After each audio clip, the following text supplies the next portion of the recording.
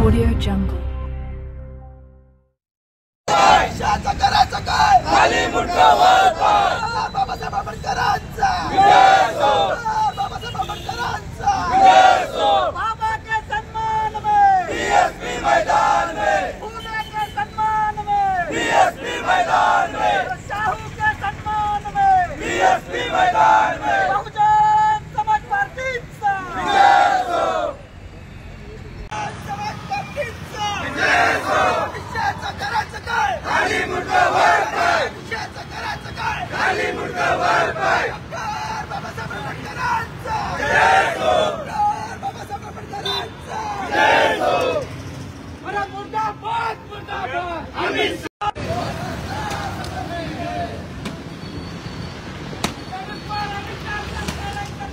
खाली मुंडका वर पाय खाली मुंडका वर पाय खाली मुंडका वर पाय खाली समाज पार्टीचा समाज पार्टीचा खाली मुंडका वर पाय खाली मुंडका वर पाय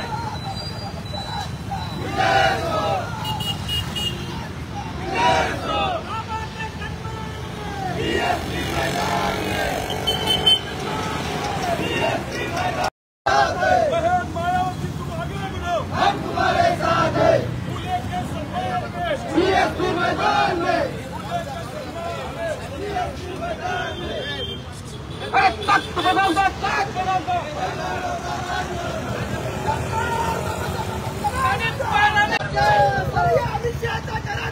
खाली मुंडका वर पाय खाली मुंडका वर पाय समाज पार्टीचा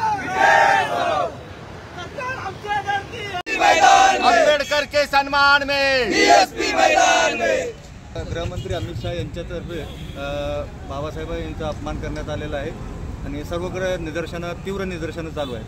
काय मागणी?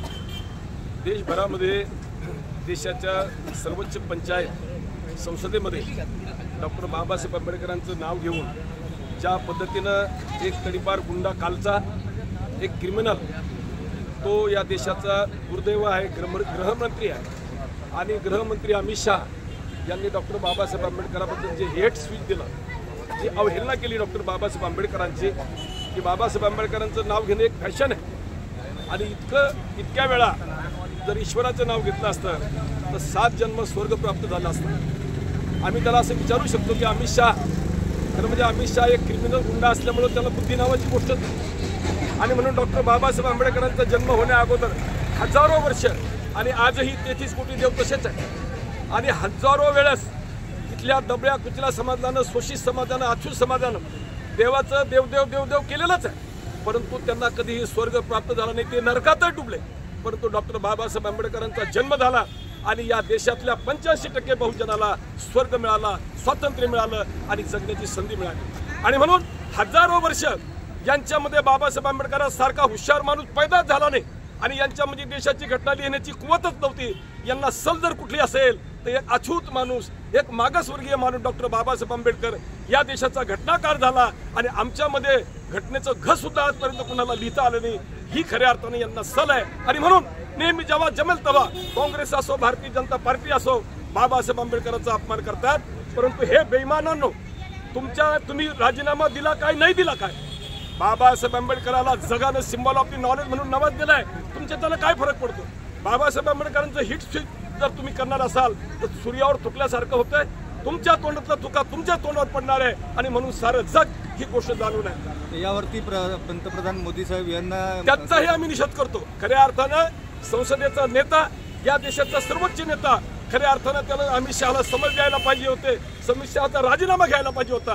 परंतु त्या गुंडाची, त्या तडीपारची मोदीनं सुद्धा पाठराखण केली म्हणून आम्ही दोघांचाही निषेध करतो. आणि बहुजन समाज पार्टीच्या वतीनं तमाम देशातल्या जिल्हा कचेरीवरती आज निदर्शन होत आहेत आणि आज आम्ही त्यांचा निषेध नोंदवत आहोत.